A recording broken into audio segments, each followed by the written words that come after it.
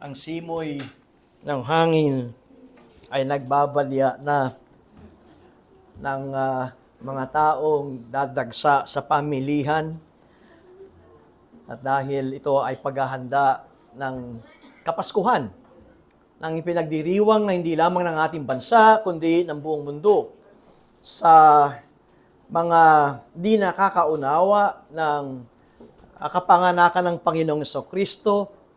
Para sa kanila ay sapat na maglagay ng Christmas tree at Belen at Christmas light para kahit paminsan-minsan ay sumigla at sumaya ang ating panahon kahit ilang linggo lamang. Ang bansang Pilipinas ang siyang alam kong pinakamahabang nagdiriwang ng Pasko. Ito ay magsisimula sa December 16. Ba't ko sinabing December 16? Dito nagsisimula ang simbang gabi. Kung kayo ay Romano-Katoliko na inyong nakigisna ng relihiyon at ito ay matatapos hanggang sa katapusan ng taon o ng buwan ng Disyembre. Nandoon ang tinatawag natin na the Spirit of Christmas, ika nga sa mga tao na hindi naintindihan kung ano ang mensahe ng kapanganakan ng Panginoong Jesucristo.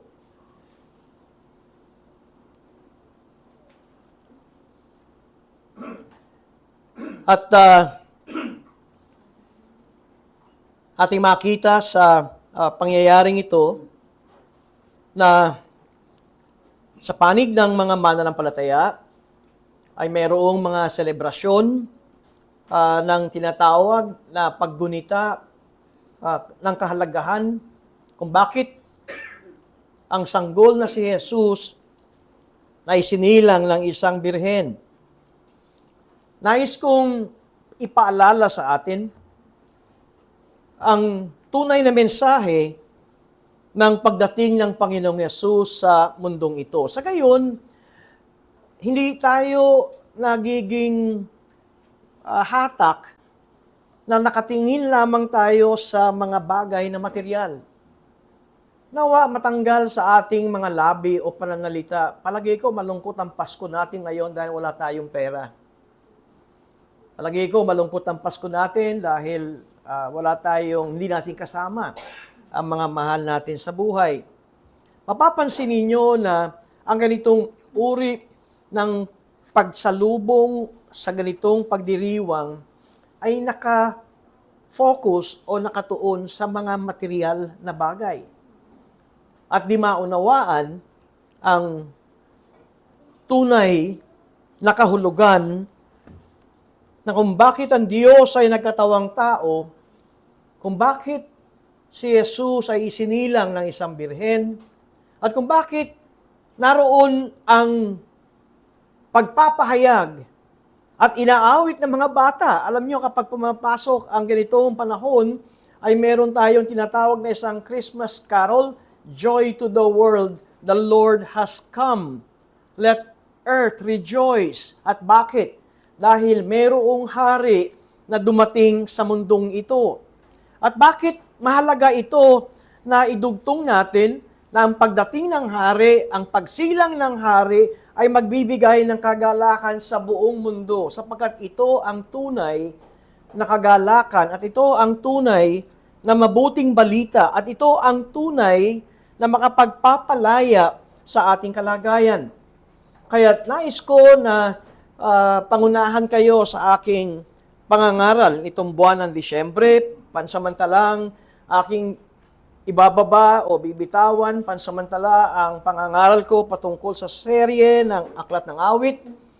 At nais kong tignan natin ang mga kaganapan sa banal na kasulatan ng kapanganakan ng Panginoong Jesucristo. Ang nais kong makita natin na hindi nangyari lamang at na ito ay dumating sa panahon na ang isang sanggol ay sinilang. Hindi ko sinasabi na ito ay hindi masusukat sa kasaysayan Ngunit ang nais ko makita natin ay kung gaano kahaba ang paghahanda at paglatag ng ating Diyos, sa gayon ay dumating ang araw ng kapanganakan ng Panginoong Jesucristo. Ito ang nais ko makita natin unang-una, na ang pundasyon ng lahat ng ito ay maliwanag na galing sa Diyos, at dahil ang Diyos ay mayroong plano. Kung inyong nasusubaybayan ang aking direksyon ng pangangaral, kailan ba nagsimula ang pagpapahayag ng Diyos ng dakilang plano? Kadalasan, tayo ay magsisimula sa aklat ng Genesis. In the beginning, God. Ngunit kung titignan natin kung paano ipinahayag ang banal na kasulatan, at nais kong sundin ang sinasabi ni Augustine that the Old Testament o ang plano ng Diyos is latent in the Old Testament. Ibig sabihin na kung paano ihanda ng Diyos ang kanyang plano at ipakita sa sanlibutan, naroon na yan sa matandang tipan, pero ito ay parang tila anino pa lamang. Ngunit naroon na yan. At pagkatapos ay sinabi ni Augustine, pagdating sa New Testament, God's plan is patent. Meaning, ang talagang plano ng Diyos sa mundong ito ay maliwanag na makikita natin sa New Testament, sa matandang tipan. Matandaan ninyo na ang tamang pagkaunawa, sabi ko nga, kung papaano natin tignan ang plano ng Diyos, ay tignan sa simula. At ang simula na ito, ang si Pablo, ang siyang nagpaliwanag na ang simulang ito ay nangyari ng mayroong kasunduan ang Diyos Ama, ang Diyos Anak, at ang Diyos Espiritu Santo. Nagbigay ako ng isang halimbawa sa aking Sunday School lesson na kung paanong sa ngayon, madalas tila ganito na nakikita ko sa mga movie scene, mga pelikula, na biglang magpapakita ng isang pangyayari at pagkatapos ay biglang magkakaroon ng flashback. Nung araw, ang tawag dun ay flashback sa aking panahon. Pero ngayon, makikita mo sa scene ay nakalagay na 3 months before ay mayroong pangyayari kung bakit ito ang unang eksena ng ating pinapanood. Ganito rin ang pagpapahayag ng Diyos kung sino siya at kung ano ang kanyang plano sa mundong ito. At si Apostol Pablo ang nagsabi na bago pa likhain ang langit, bago pa likhain at bago pa itayo ng Diyos ang pundasyon ng sanlibutang ito, ay meron na siyang mga pinili at na mga hinirang na mga tao na maging Kanya. Kaya kung titignan natin ang order ng pagpapahayag ng Diyos, ito'y nagsimula sa kalangitan, wala pa ang mga tao, katunayan, wala pa ang sangnilikha, wala pa ang langit at lupa, ay naroon na ipinapahayag ni Pablo ang layunin ng Diyos. At dito ay kanyang sinabi ang hiwaga ng pagpapahayag ng Diyos. Ang hiwaga sa matandang tipan at ngayon ay naipaliwanag sa bagong tipan. At naroon ang kahalagahan ng iglesia sa katuruan ni Apostol Pablo. Sa Galacia ay sinabi rin ni Pablo, sa takdang panahon, nagsilang ang isang babae, nagsilang ang isang birhen, nagsilang ng isang tagapagligtas, at siya'y tinawag ng anak ng Diyos sa takdang panahon. Kailan nagsimula yung paghahanda ng panahong ito? Sa ating maaring mabilis na pagkaalam, ay magsisimula tayo sa matandang tipan para maunawaan natin ang kasaysayan kung papaano at kung bakit sa takdang panahon ay naisilang ang anak ng Diyos ng isang birhen. Ngunit ganun pa man, ay ating sinasabi na ito'y nagsimula ng plinano ng Diyos, ang pagligtas ng bawat isa na kanyang hinirang At nang ito'y kanyang tinawag, ito ang sinasabi sa New Testament na iglesia ng Panginoon. Nais kong simulan ang unang linggo, unang araw, kay ganda, December 1, first day of December, ang mensahe patungkol sa mga kaganapan ng pagsilang ng Panginoong Jesucristo. Ngunit bago natin tukuyin ang Panginoong Yesus, nais kong simulan yung naghanda ng daan o ng ministeryo ng Panginoong Jesucristo.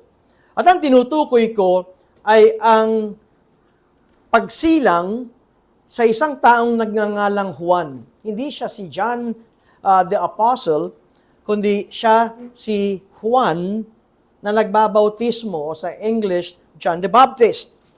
At nais kong basahin sa atin ang Lucas Kapitulo 1, talatang 14. At simula talatang 24 lamang, sa gayon ay makita natin ang kapanganakan, ang pagpapahayag ng kapanganakan ni Juan na tinatawag na nagbabautismo.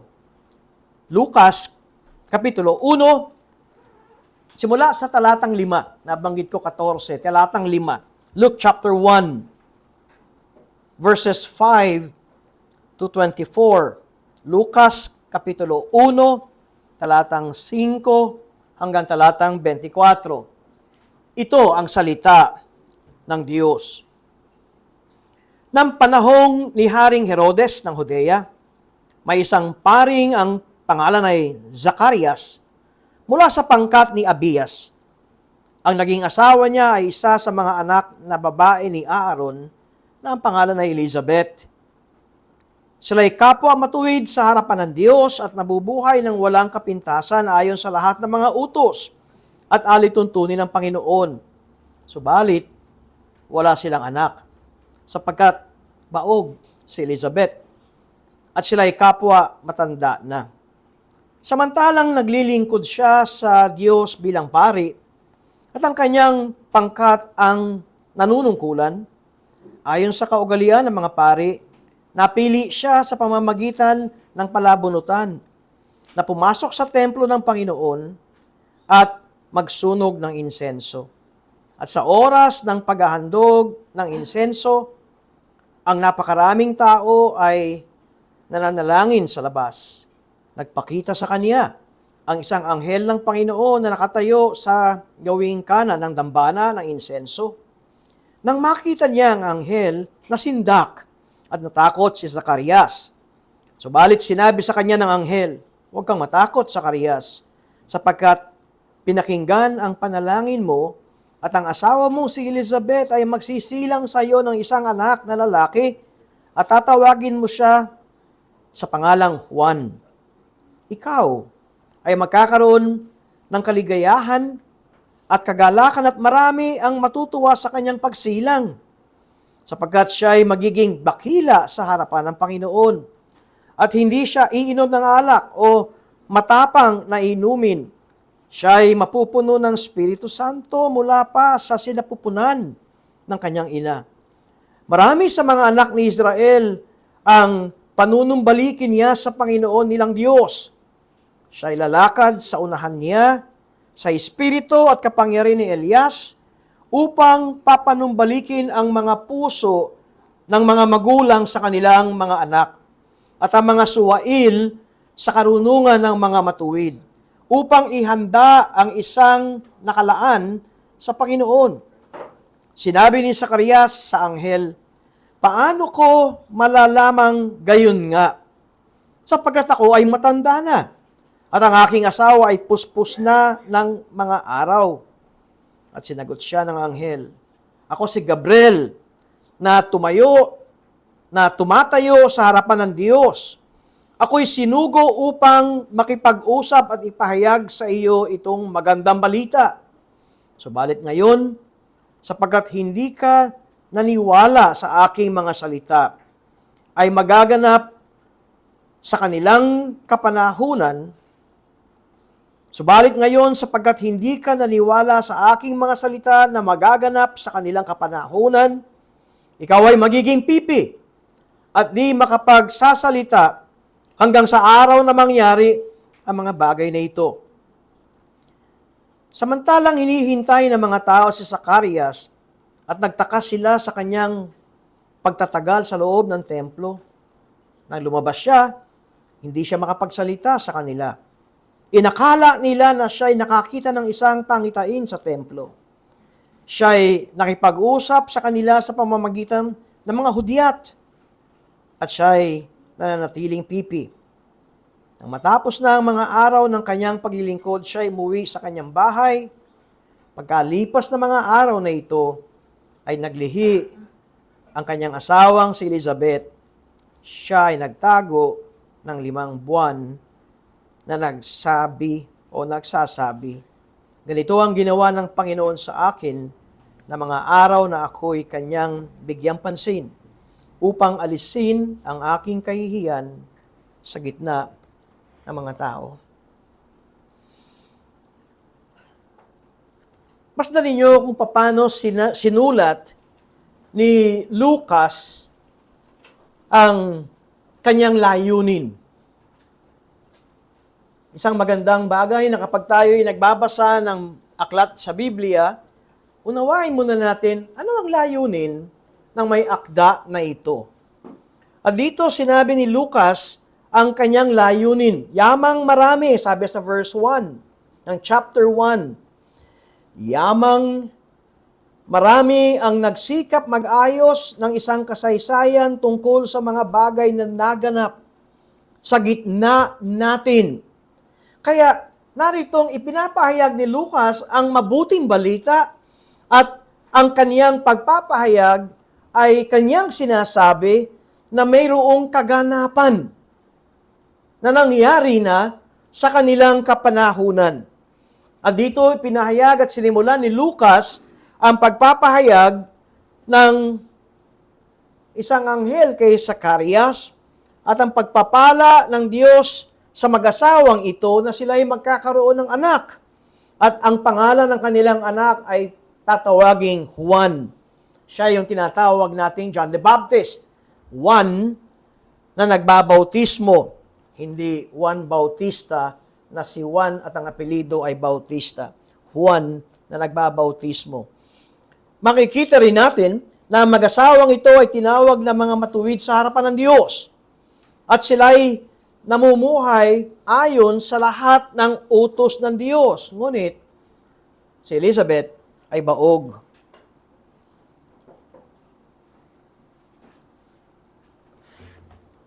Kung pupunta tayo sa matandang tipan at sasariwain ang mga pangyayari sa Old Testament, ay mayroon tayong makikitang mga baog at binigyan ito ng pangako ng Diyos. At ang unang-unang nais kong makita natin dito ay ang karanasan ni Sarah na asawa ni Abraham. Pareho sila. Dahil ang sinabi dito sa Lucas Kapitulo 1, talatang 7, na wala silang anak, baog si Elizabeth, at sila ay kapwa matanda na. Imposible na sila ay magkaroon ng anak. Hindi lamang baog, kundi dagdagan pa natin, sila ay mga matanda na. Ngunit, si Sarah ay nagsilang. Nagkaroon ng anak. Si Abraham at si Sarah. Hindi doon sa anak ni Hagar, kundi sa mismong katawan ng matandang baog na si Sarah.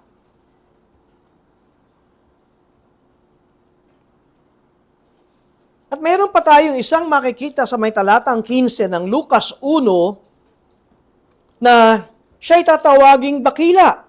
Si Juan, na anak ni Zacarias at Elizabeth, ay tatawaging bakila at hindi siya iinom ng alak o matapang na inumin.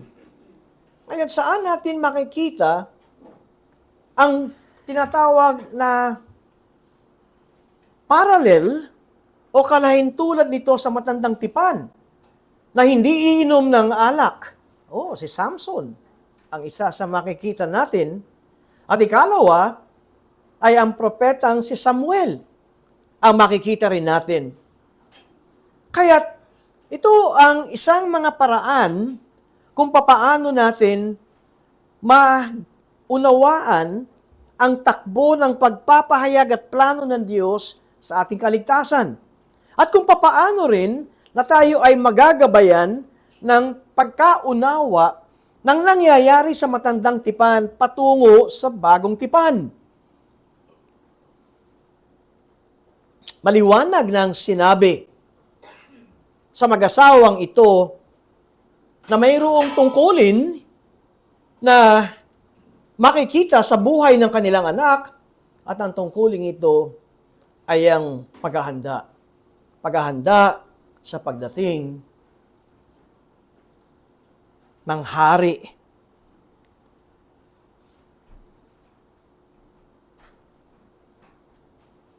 Ikaw ay magkakaroon ng kaligayahan at kagalakan at marami ang matutuwa sa kanyang pagsilang. Sapagkat siya ay magiging dakila sa harapan ng Panginoon at hindi siya iinom ng alak o matapang na inumin, siya ay mapupuno sa Espiritu Santo mula pa sa sinapupunan ng kanyang ina. Marami sa mga anak ni Israel ang panunumbalikin niya sa Panginoon nilang Diyos. Siya ay lalakad sa unahan niya sa Espiritu at kapangyarihan ni Elias upang papanumbalikin ang mga puso ng mga magulang sa kanilang mga anak at ang mga suwail sa karunungan ng mga matuwid upang ihanda ang isang bayang nakalaan sa Panginoon. At dito ay sinabi ang ministeryo tungkulin nitong magiging anak nilang tatawagin o papangalanan na John o Juan. At maliwanag ito sa verse 26 o 76 rather, Luke chapter 1, talatang 76, at ikaw, anak, ito ang propesiya ni Zacarias, at ikaw, anak, ay tatawaging propeta ng kataas-taasan, sapagkat mauuna ka sa Panginoon upang ihanda ang kaniyang mga daan, upang magbigay ng kaalaman ng kaligtasan sa kanyang bayan sa pamamagitan ng pagpapatawad sa kanilang mga kasalanan, sa pamamagitan ng maggiliw na habag ng ating Diyos. Matapos ng 8 araw na si Jesus ay isilang, siya'y dinala sa templo upang ihandog. At makikita natin sa kabanatang 2 naman ng Lucas, at dito sa may talatang 11, ay mayroong isang muli na matandang tao. At dito ay sinabi na itong si Jesus na ito ang siyang magiging anak ng Diyos. Sa Lucas Kapitulo 2, talatang 11, ang pagpapahayag ng mga anghel sa mga pastol. At dito sa talatang ito ay sinabi, sapagkat ipinanganak sa inyo ngayon sa lungsod ni David ang isang tagapagligtas, na siya ang Kristo, ang Panginoon. Ngayon, masdan ninyo ang mga bagay na ito. Una ay ang pagpapahayag kay Juan kung anong kanyang magiging tungkulin. At ngayon, sa kapanganakan ng Panginoon ay naipahayag ito sa mga pastol. At pagkatapos, 8 araw, matapos isilang si Jesus, siya'y dinala sa templo at isang nagngangalang Simeon. Sa talatang 34 hanggang sa talatang 35 ang sinabing nang ganito, sila'y binasbasa ni Simeon at sinabi kay Maria, na kanyang ina, Ang batang ito ay itinalaga para sa pagbagsak at pagbangon ng marami sa Israel at pinakatanda na sasalungatin at tatagos ang isang tabak sa inyong sariling kaluluwa upang mahayag ang iniisip ng marami. Si Jesus ay tinawag na anak ng Diyos. Hindi siya tinawag lamang na propeta ng Diyos. At ang tungkulin ni Juan ay upang ihanda ang ministeryo at pagtuturo ni Jesus. Alam niyo, kahit hindi maliwanag ito kay Juan, ngunit ito'y ipinapahayag ng mga apostol na naisulat. Katunayan, nung ito'y naisulat, patay na si John the Baptist. Ang makikita natin dito ay ang ginagawa ni John the Baptist, ngunit alam ba niyang siya ay forerunner? Alam ba ni Juan na nagbabautismo na siya ang maghahanda ng ministeryo ng Panginoong Jesucristo? Saan ang galing ito? Saan ang galing na itong si Juan ang siyang maghahanda ng ministeryo ni Jesus? Ito'y naipahayag sa Old Testament. Ito ay naipahayag sa sulat ni Isaias at ito ay nasa kabanatang 40 na mayroong humigit kumulang na 800 taon bago ito nangyari. At ano ang pagpapahayag na tinutukoy ko dito sa Isaiah Kapitulo 40 at pakinggan ninyo ito sa talatang 3. Ang tinig ng isang sumisigaw, ihanda ninyo sa ilang ang daan ng Panginoon. Tuwirin ninyo sa ilang ang lansangan para sa ating Diyos.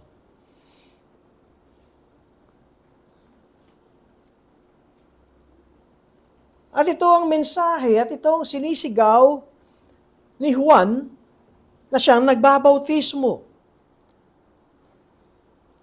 Doon pa lamang sa 800 taon bago ito nangyari, ay mayroon ng pagpapahayag na maghahanda ng daan para sa Panginoon.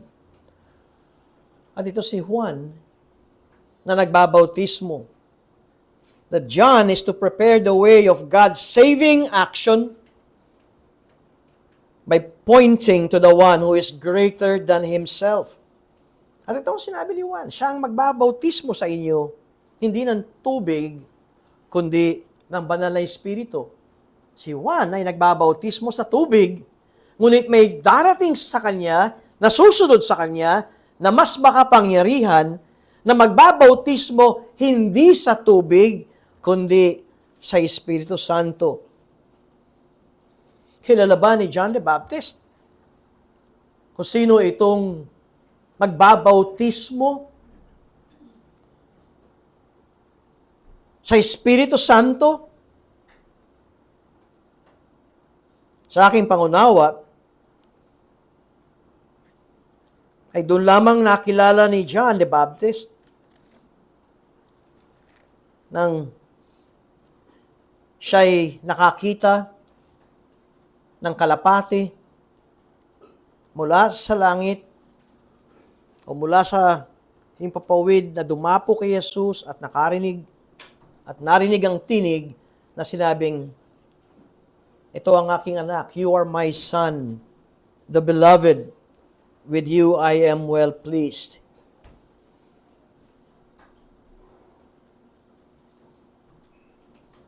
Kumisan, nabanggit sa banal na kasulatan kung magpinsan ba itong si John the Baptist o si Jesus. Dahil ang sinabi ay si Elizabeth at si Maria ay magkamag-anak. At laking gulat ko na dahil dito ay marami ang pagtatalo na pwedeng magkamag-anak o pwedeng magkababayan o pwedeng sila ay malapit sa isa't isa.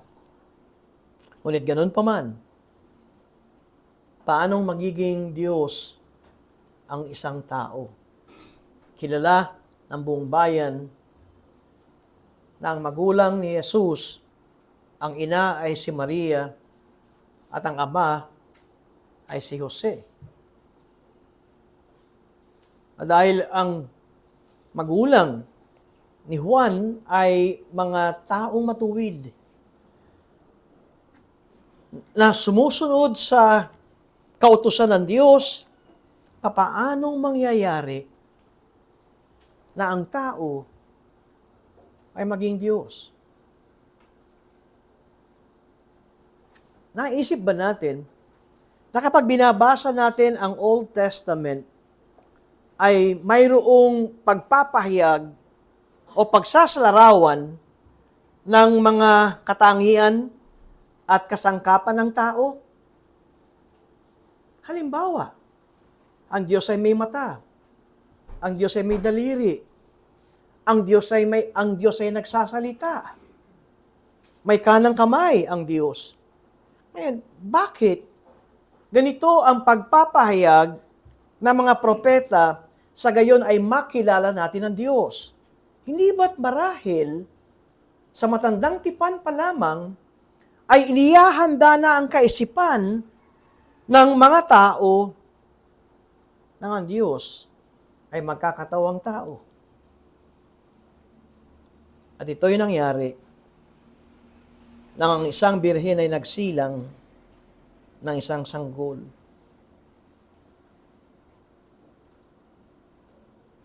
Matatandaan din natin na si John the Baptist ay nabilanggo.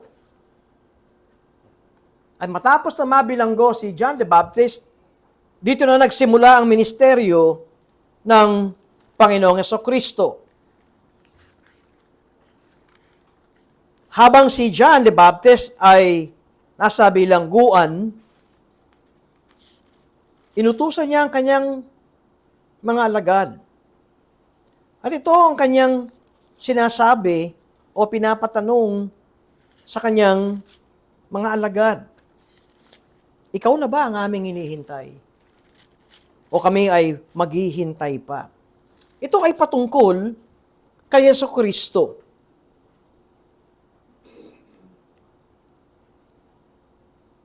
Ang sabi sa Lucas 7, talatang 19, kaya tinawag ni Juan ang dalawa sa kanyang mga alagad at sinugo sila sa Panginoon na nagsasabi, ikaw ba ang darating o maghihintay pa kami ng iba?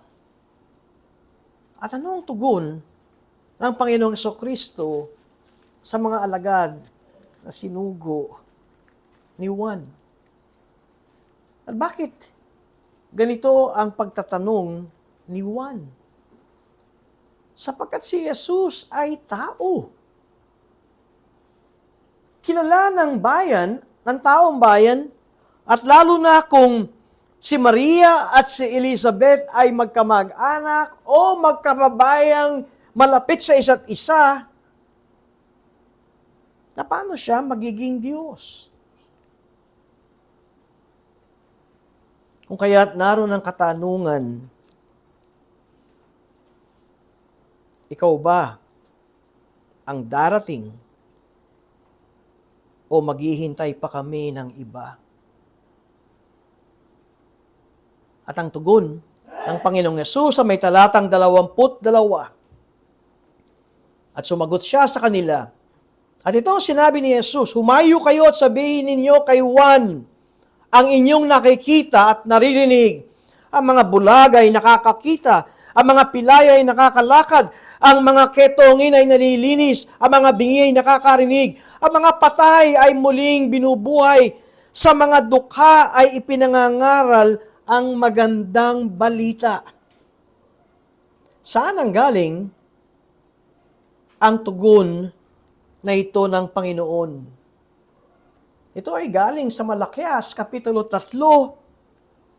At ito rin ay karugtong sa propesiya ng pagbabalik ni Elias sa Malakias, Kapitulo 4. Sa madalit salita, ang makikita natin dito ay ang pangyayari na naihuhula na ito ng mahabang panahon At kung paano rin sinabi ni Zacarias kung ano ang magiging tungkulin ng kanyang anak na si John the Baptist, na mayroon siyang spirito at kapangyarihan ni Elias,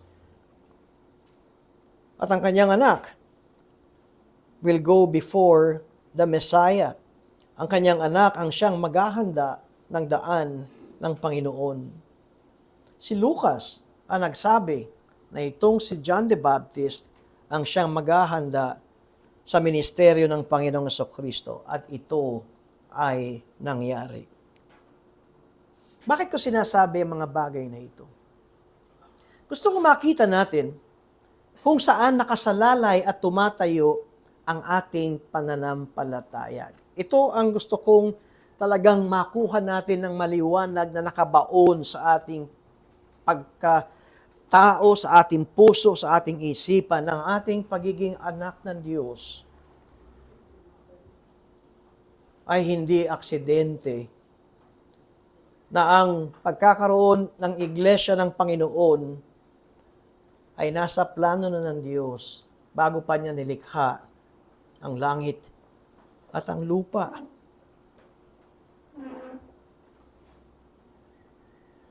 Kung kaya't, kapag sumasapit ang ganitong kapanahunan sa atin, kapag dumarating ang pagdiriwang ng buong bayan,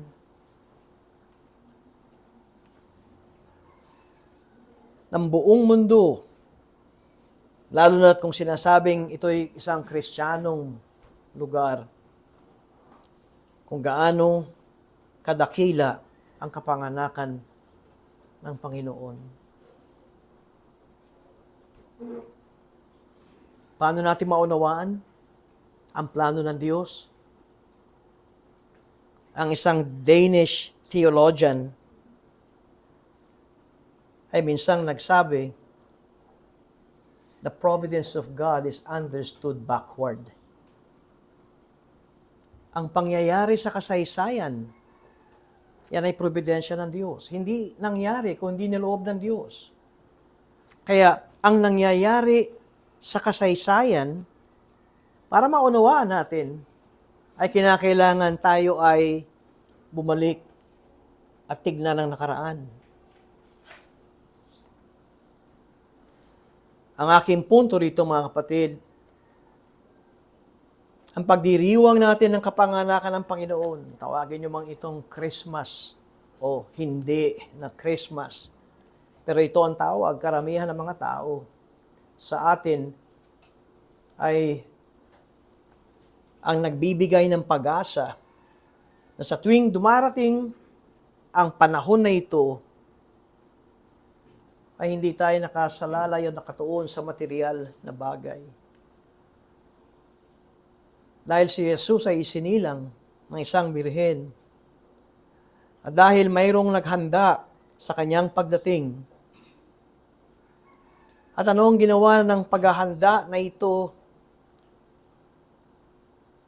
Siya'y nangaral at inihanda ang puso ng bayang Israel. Maliwanag na si Juan ay iniugnay kay Elijah. At nagampanan ni Juan ang kanyang tungkuling ito. Kasuutan na katulad ni Elijah, siya'y nanirahan sa ilang, ngunit ang diin ni John o ni Luke ay ang mensaheng ibinigay ni John the Baptist kung sino ang Panginoong Jesus. Matatandaan din natin na nung si Jesus ay nagpabautismo, mayroong sinabi ang Panginoong Jesucristo, do this for righteousness' sake. Si Jesus ay hindi kinakailangan bautismohan dahil si Jesus ay walang kasalanan. Ngunit siya ay nagpabautismo. At ito ang mga pangyayari na ang identification at ang tungkulin at ang gaganapin ng Panginoong Jesucristo sa pagdating ng kanyang panahon. Na si Jesus ay mamamatay para sa ating sala. At kung bakit napakahalaga sa isang Kristiyano na hindi lamang siya nagpapahayag ng kanyang pananampalataya, kundi siya'y binabautismo din sa tubig, siya'y inilulubog sa tubig. Dahil ito ang mensahe na ipinakita ng Panginoong Hesus sa atin na siya'y handang mamatay para sa ating mga sala. At gagampanan niya ito dahil ito ay ayon sa katuwiran.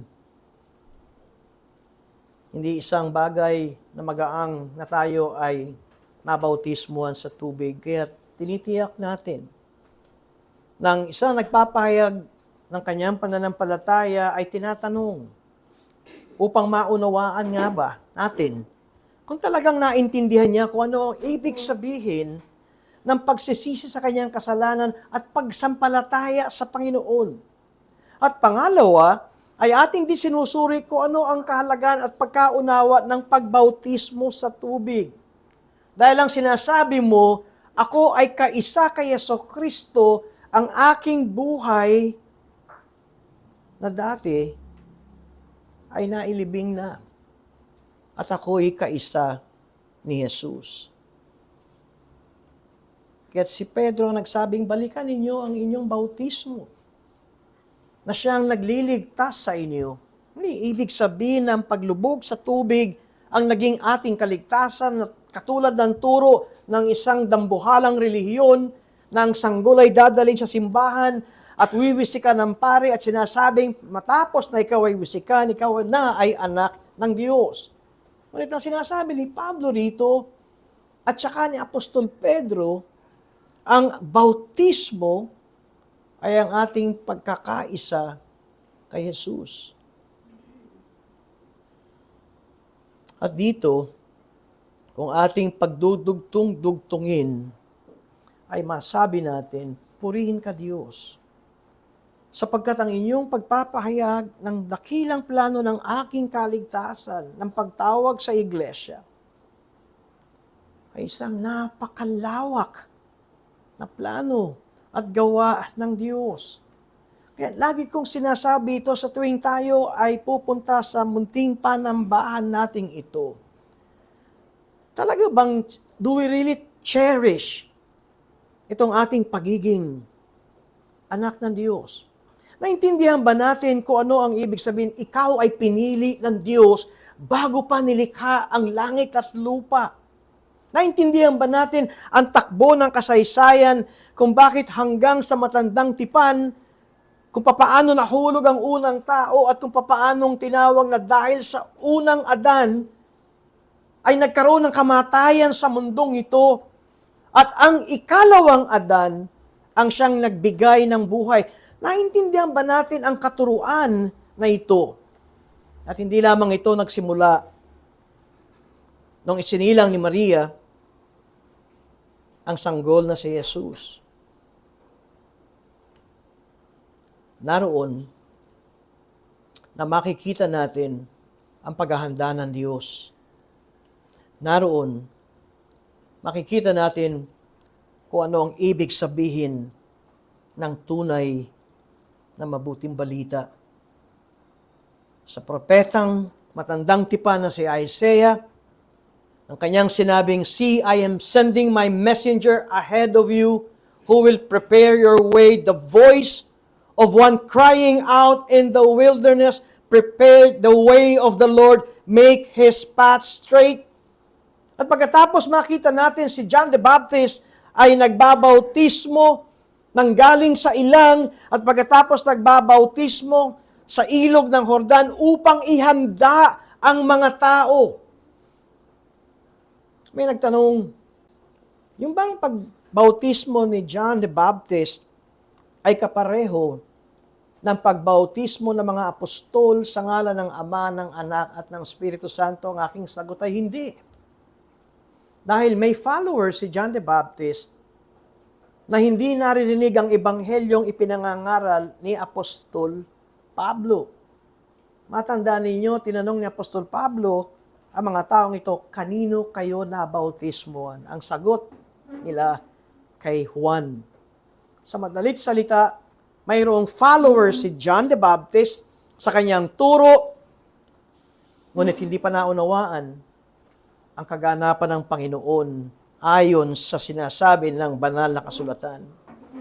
Kaya sinabi ni Pablo sa kanila at nangyari, ang mga alagad ni John the Baptist ay nagpabautismo sa ngalan ng Panginoon. Pag tinignan natin ang Gospels kung paano i-present, si Mateo, si Marcos at si Lucas ay humahawak sa panlupang salinlahi ni Jesus upang talagang ipakitang ito ay Diyos na nagkatawang tao. Si John, na sumulat ng Ebanghelyo, ang nagsimula na siya'y Diyos. Si Jesus ay Diyos. Na isinilang, nagkatawang tao, para mamatay sa krus, para sa ating kaligtasan. Ito, nawa, ang magbigay sa atin ng kapayapaan, ng kagalakan, sa mga darating na araw na makita natin kung paano magdiwang ang mga tao. Ang sa atin ay hindi ang material na bagay, kundi ang hinihintay natin na kaganapan ng plano ng Diyos. Isang bagay rin na makikita natin ang pagkakaiba ng matandang tipan at bagong tipan. Mapapansin niyo sa Old Testament, ang tinuturo lagi is more on physical and material things. Nariyan ang pagpapala ng Diyos kung sila'y susunod at sila'y magmamana ng isang lupain. Pagdating sa bagong tipan, ang pangako ng Diyos na siyang bagong langit at lupa ay ipinakikita sa atin sa ngayon na ito ay panghawakan natin na spiritual at pagdating ng panahon ay mararanasan natin ang bagong langit at bagong lupa. At ang kaligtasan natin ay hindi sa pamamagitan ng mga dugo ng hayop, kundi ang kaligtasan natin ay sa kamatayan ng Panginoong Hesus. Simulan natin ang buwan na ito na mayroong tamang pundasyon ng ating pagiging isang anak ng Diyos ay hindi isang maliit na bagay. Ito rin ang isang paalala sa atin ng pag-iingat natin sa pamumuhay ayon sa kalooban ng Diyos. Alam niyo, sinasabi ko, na kung minsan kay daling bitawan ng Kristiyano ang kanyang pananampalataya, na kung minsan sa mga desisyon at mga pangyayari sa kanyang buhay, ay parang naibababa ang kanyang pagiging isang anak ng Diyos. Magising tayo mga kapatid. Ang iyong pagiging anak ng Diyos ay niloob at plinano ng Diyos bago pa nilikha ang langit at lupa. Magising tayo sa katotohanan ito. Na kung kaya't hindi tayo magiging magaang at para bang isang gaang na papel na kung saan tayo hipanin, doon tayo. Na maging matibay tayo at mabigat na muog at sabihin sa ating sarili, Panginoon, sino ako na iyong tinawag at pinili? Kung maunawaan natin kung paano ipinakita ng Diyos ang kanyang dakilang planong ito, ang ating mga desisyon at ating mga hakbangin sa buhay na ito, sa ating hininga, ay mga bagay na makalangit at hindi panlupa. Karoon tayo ng fine-tuning ng ating isipan, ng laman ng ating puso, at masabi natin ang tunay na kahanga-hanga.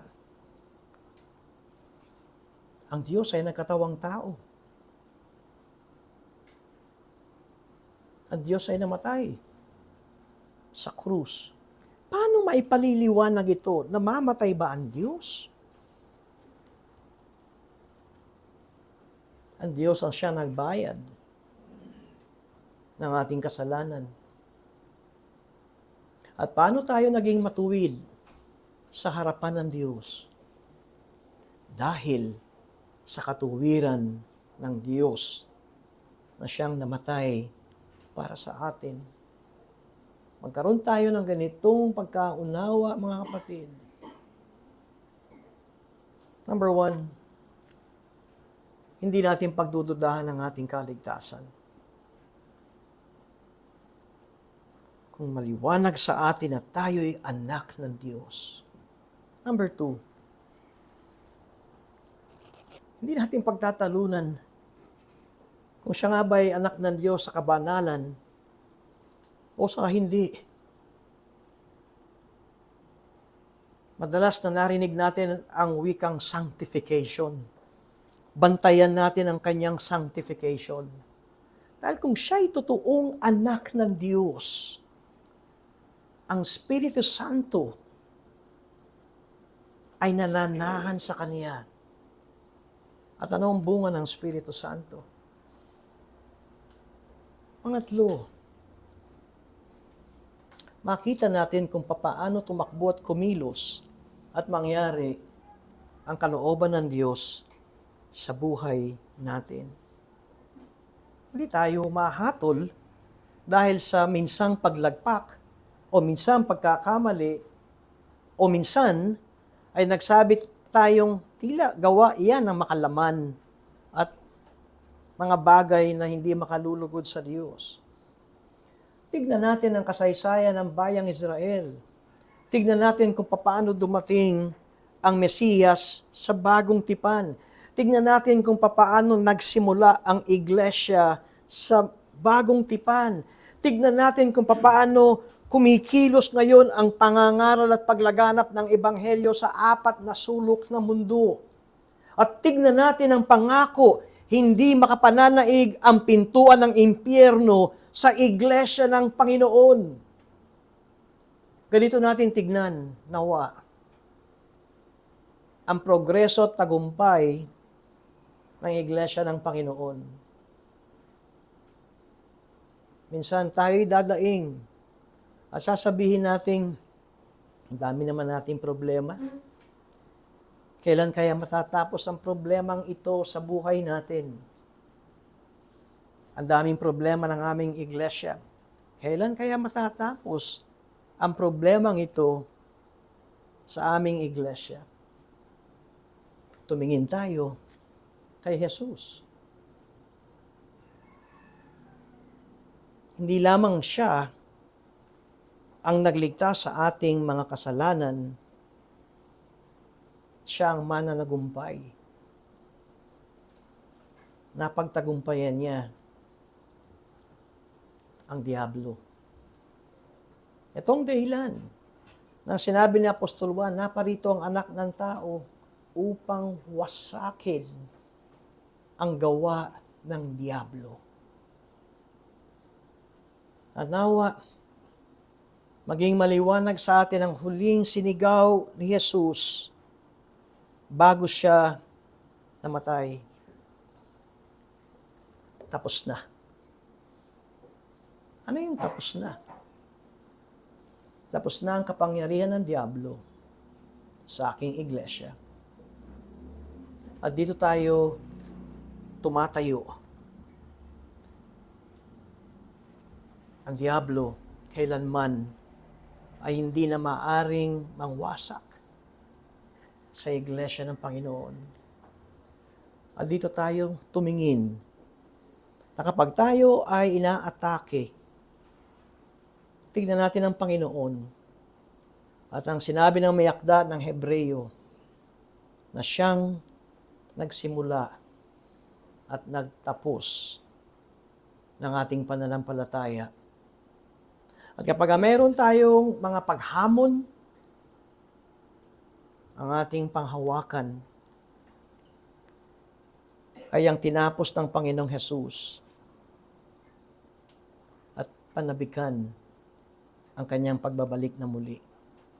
Kung hindi ka pa mananampalataya, kung di mo naunawaan ang lahat ng ito, kaya nga't meron tayong ganitong pangangaral. ng salita ng Diyos.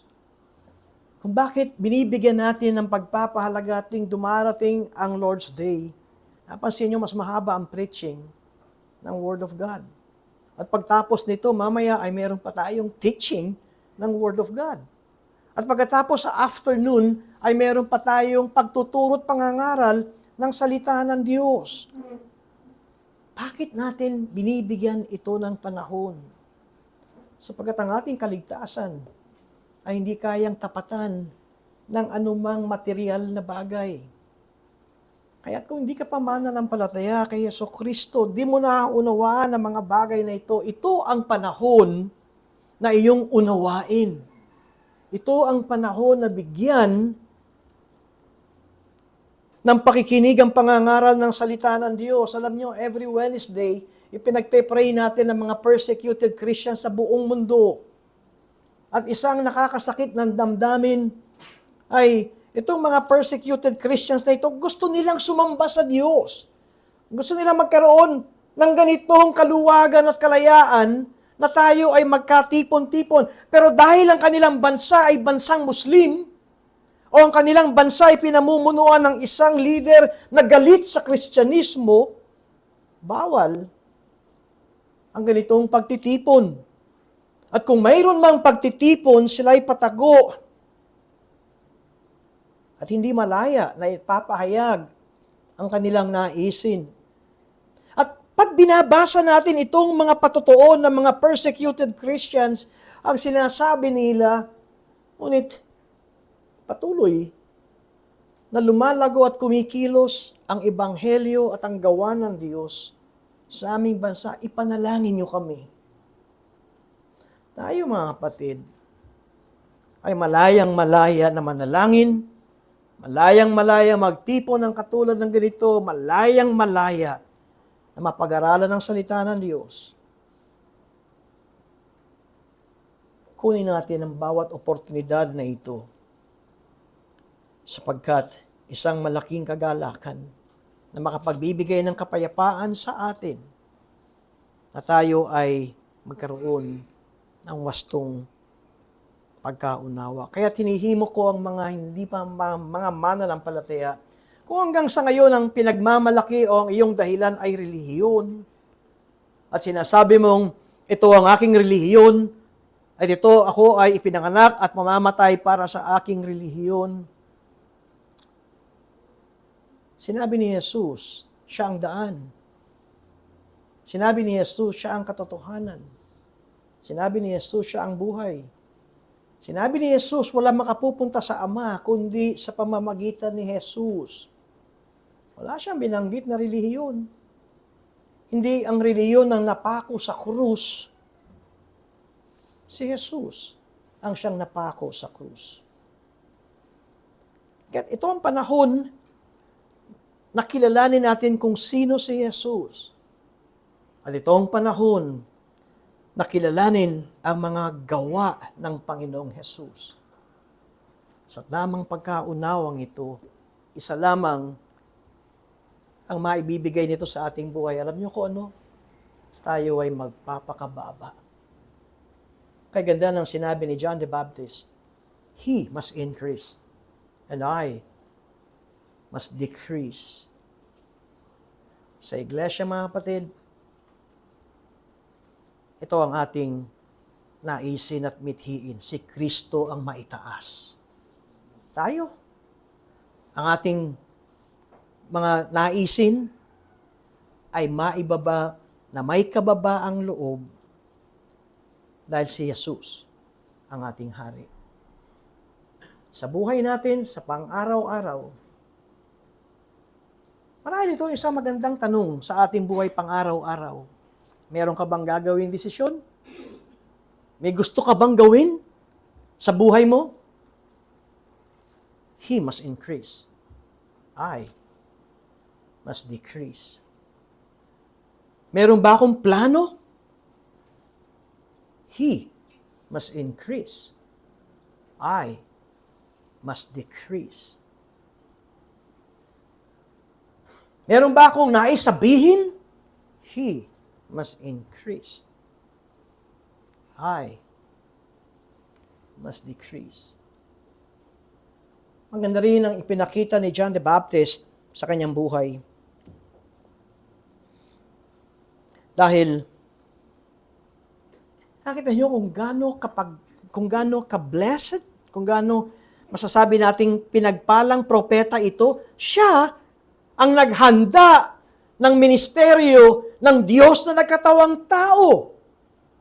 Pero hindi lumaki ang ulo niya. Kahit maaring sabihin kong hyperbole na nang sinabing ang buong tao sa Judea at sa Jerusalem ay lumapit at pinakinggan si John the Baptist, hindi lumaki ang ulo niya na parang sinabi niya, may hakot na ako, may following na ako na malaki. Na kahit pati mga religious leaders ay takot nang tinanong ni Jesucristo ang mga religious leaders, si John, siya ba'y galing sa Diyos? O siya'y impostor? Hindi makapagsalita ang mga religious leaders dahil alam nilang si John the Baptist ay mensahero ng Diyos. Ito ang accomplishment ni John the Baptist. Ngunit kanya pa rin sinabi, He must increase and I must decrease. Kaya't ang mensahe ng kapanganakan ng Panginoon ay may kagalakan sa atin. At kung kapos tayo sa material nitong buwan na ito, anong ibig ko sabihin? Wala kang bonus, panay bunot. Wala kang tinatanggap na extra. And yet, yan ay panandalian. Yan ay temporary.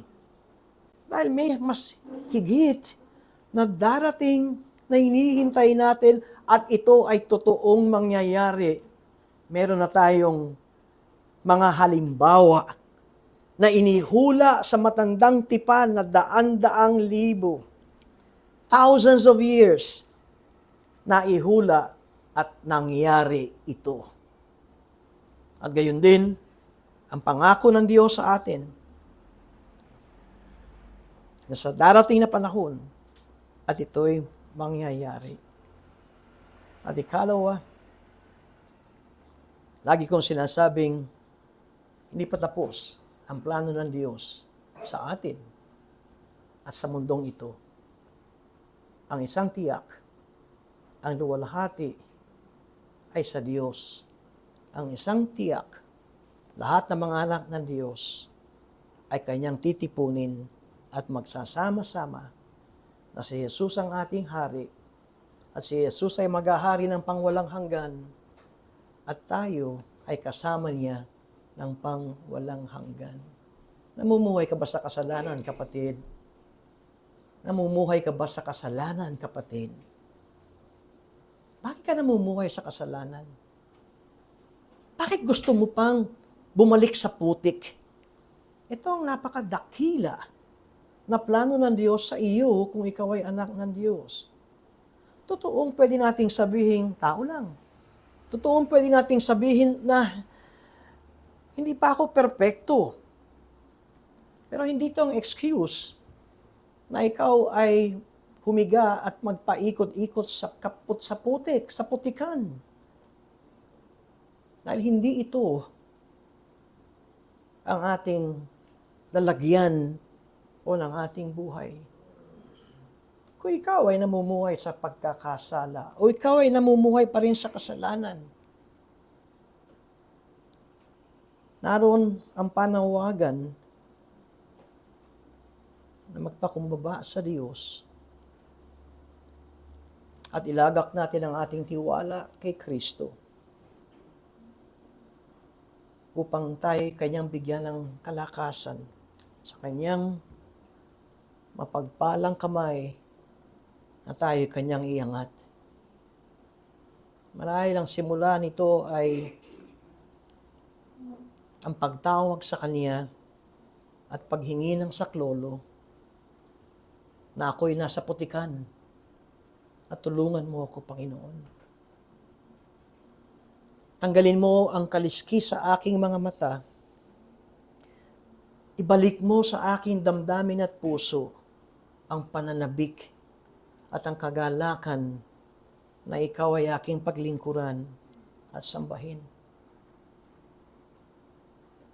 Kung hanggang sa ngayon ay naroon pa rin ang mga pagnanais sa pusong ito, hindi maluluwalhati ang Diyos. At ang mga anak ng Diyos ay nagnanais na mamuhay ayon sa kalooban ng Diyos. Kung ikaw ay namumuhay sa pagkakasala, ang unang-una ay ang pagpapakumbaba sa Diyos, pagpapahayag ng iyong kasalanan sa Diyos, at muling paghingi na ibalik ng Diyos ang saya at kagalakan na dati mong naranasan nang ikaw ay nagkaroon ng pagsampalataya at relasyon sa Kanya, na ito'y balik. Ito ang idinaing ni David nang siya'y nahulog sa kasalanang pangangalo niya at nagkasunod-sunod ang mga nakapangingilabot na desisyon na ginawa ni David, pagtakpan lamang ang kanyang kasalanan. Ang sinabi ni David, ibalik niyo po sa akin, Panginoon, ang kagalakan ng aking paglilingkod sa inyo. Tayo po'y manalangin. Kami, Panginoon, ay nagpapasalamat ng pagbabalik-aral namin ng kapanganakan niyo, ng pagkakatawang tao ninyo, Diyos na nagkatawang tao, at upang sariwain kaming muli ng inyong kahanga-hangang plano ng pagtubos sa amin na inyong mga hinirang na inyong iglesia. Nawa maging malalim na ang kagalakan namin ay hindi sa mga bagay na material o bagay na mga pisikal. Ngunit yan ay darating sa inyong panahon. Ngunit sa ngayon, kami po ay inyong tinuturuan na mamuhay sa pananampalataya sa inyo. Salamat dahil kayo'y Diyos na hindi nagsisinungaling at ang inyong pinangako ay inyong gagawin. Sa ngalan ni Jesus. Amen.